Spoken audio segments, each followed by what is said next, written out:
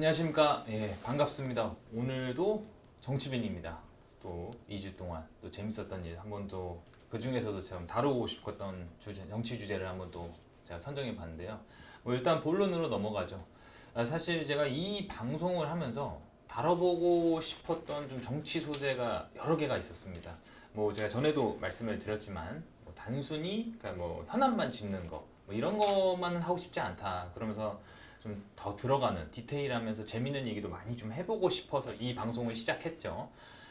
제가 또 어쨌든 간에 이 방송을 또 소재도 많이 살피면서 너무 뭐랄까 최근에 또 이제 또 이슈들이 좀 지역적인 것들도 있고 그런 소재들을 다룰까 하던 차에 굉장히 또 재밌는 소식이 좀 들려왔습니다. 예, 국민의힘이 25일자로 공식적으로 홍보본부장에 제1기획 송상원 팀장을 영입했습니다. 뭐 이런 게 또 왜 재밌냐? 사실 보면 그냥 별거 아닌 작은 이슈일 수 있는데 제가 사실 좀 정치에서 가장 좀 중요하게 생각하는 것 중에 하나가 홍보인데요. 원래 이제 기존의 정당 좀 한 10년 전, 20년 전만 해도 약간 홍보 쪽은 약간 그냥 정치인들한테 맡기는 게 많았는데 사실 이제 또 놓고 보면 이 홍보가 굉장히 정치에서 있어서 꽃 같은 존재거든요. 뭐 선거에서 말할 것도 없고요. 이렇게 제가 이제 좀 어렸을 때부터 뭐 지금도 어리지만 20대 때부터 사실 정치 영역에서 이런 홍보 분야에 대해 굉장히 관심이 많았고 이런 것들을 항상 많이 좀 주목을 했습니다. 피님 그 선거에서 가장 중요한 3요소를 뭐라고 하는지 아십니까?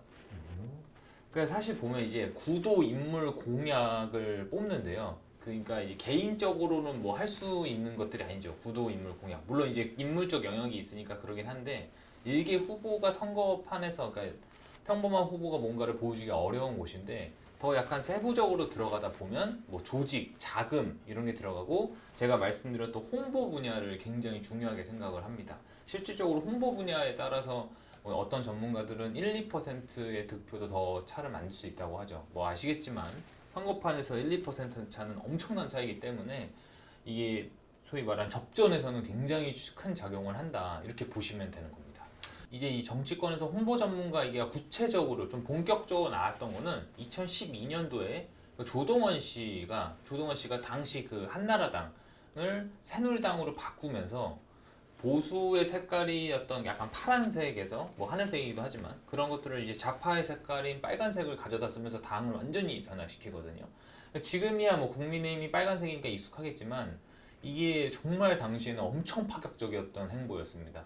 당시 내부 반발이 엄청났거든요. 그러니까 유승민 의원 같은 경우도 굉장히 좀 이런 거에 불쾌함을 느끼기도 했고, 근데 결과적으로는 이런 움직임이 실제 이미지 메이킹에 엄청난 영향을 주긴 했습니다.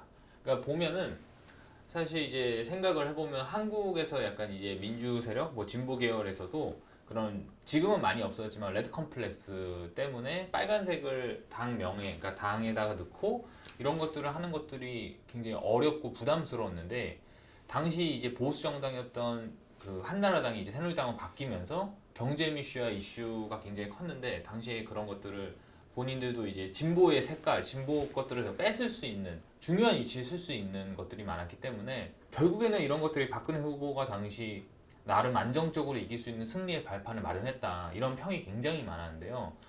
그러니까 쉽게 말해서 진보의 상징물들을 다 뺏은 거다. 그러니까 우리가 12년도 때로 거슬러 올라가면 민주당은 이제 당시 노란색을 썼다는 거죠. 문재인 후보 상대편이었던 문재인 후보가 노무현의 후계자 이런 이미지를 갖고 가는 데는 뭐 나쁘지 않았지만 거기에 뭔가 국한되는 그런 메이킹이 돼버려서 고전을 했던 기록이 좀 있습니다.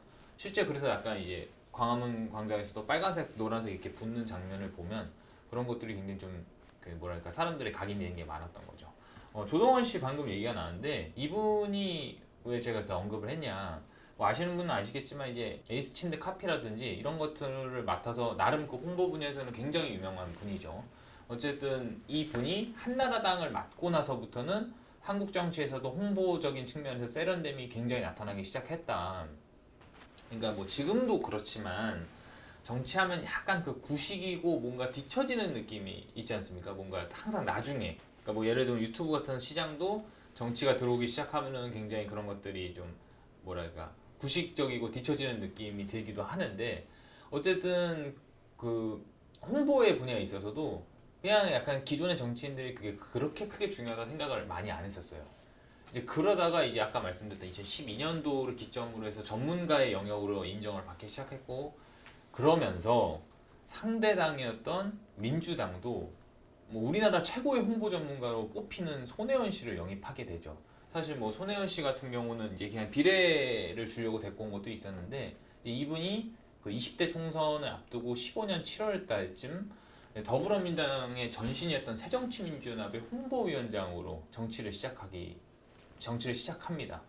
뭐 이분 설명을 잠깐 드리면, 뭐 디자인계에서는 뭐 진짜 소위 요즘 말로 하면 고아트 같은 엄청난 분인데, 우리가 아는 뭐 엔젤리너스 처음처럼 이니스프리 뭐 이거 말고도 딤체, 그냥 저희가 쓰는 브랜드 이런 것들을 그분이 엄청 많이 만드셨어요. 상표 이런 거에 있어서 디자인 하셨고, 그래서 그 분야에서는 엄청 유명한 분이다.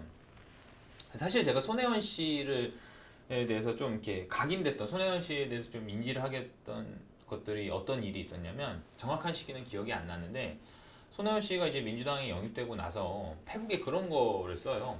민주당 당원들한테 지역 현수막, 그러니까 각 지역에 있는 현수막을 찍어서 좀 보내달라고. 그래서 이게 막 댓글에 지역 그 당원들이 이렇게 올린 건데, 근데 이게 댓글만 이렇게 보더라도 다들 엉망인 거죠.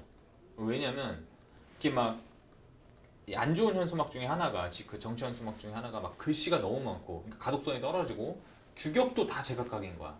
그래서 손 위원장이 이걸 보고 좀 이렇게 하면 안 된다. 그래서 이런 약간 양식이라고 할까요? 그런 것들을 다 통일시키고 그 글씨 숫자를 줄이고 글씨 하나하나는 키우면서 가독성을 엄청 높였거든요. 그래서 그때 당시만 해도 약간 현수막 정치는 새누리당이 훨씬 잘한다는 평이 많았는데, 그때부터인가는 이제 민주당이 좀 더 잘하는 느낌을 많이 받았죠. 사실 저는 이 현수막 얘기 갖고만으로도 한 2시간은 떠들 수 있는데, 그거는 나중에 좀 선거에서 다룰 때 좀 말씀드리고 싶은 게 굉장히 많습니다.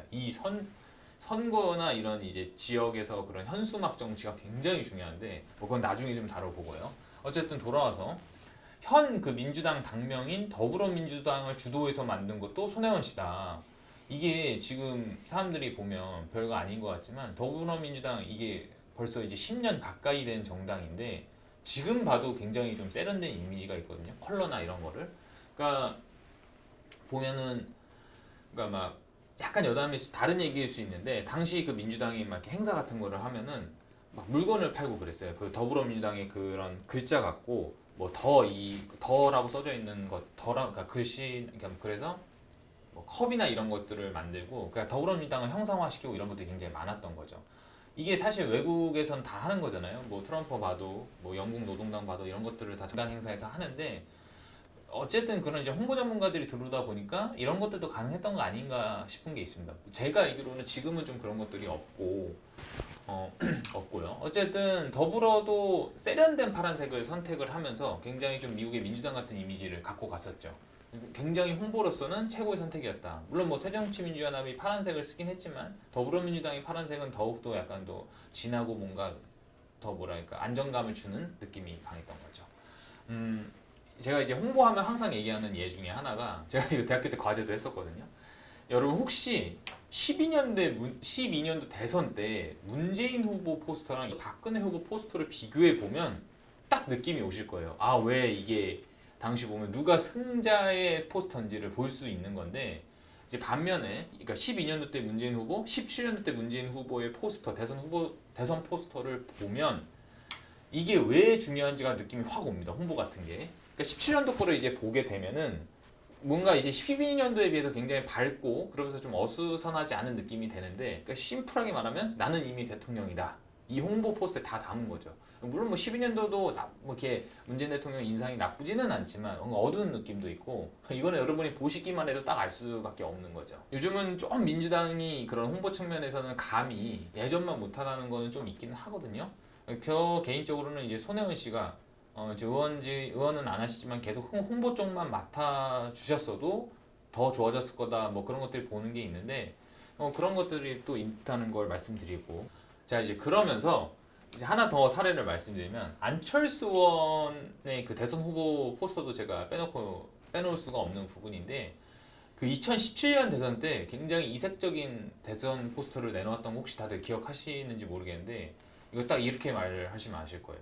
그 혹시 안철수 후보가 이렇게 손을 이런 식으로 뻗어가지고 그 이렇게 뭐랄까 V자라고 할까요? 이렇게 해가지고 V3 이런 느낌을 준 포스터가 있었는데 그걸 딱 보면은 기존의 포스터의 공식을 다 깨버린 거였거든요. 보면은 막 설명도 구태여 없고 당시 이게 되게 센세이션한 느낌을 줬는데 뭐 여러 가지 얘기가 있긴 하지만 이제 우리가 아는 그 광고 천재 이재석 씨가 도움을 줬다는 얘기가 좀 있습니다. 뭐 본인은 조언만 했다고 했는데 그러니까 이런 이제 이재석 씨의 그런 누가 봐도 그 이재석 씨의 느낌이잖아요. 그런 포스터들이. 그래서 좀 굉장히 좀 직관적이고 센스 있는 광고 잘하시는 분으로 유명한데 당시 안철수 후보도 나이키 운동화에는 나이키라고 적지 않는다 이런 식으로 얘기를 하면서 또 주목을 받았었죠.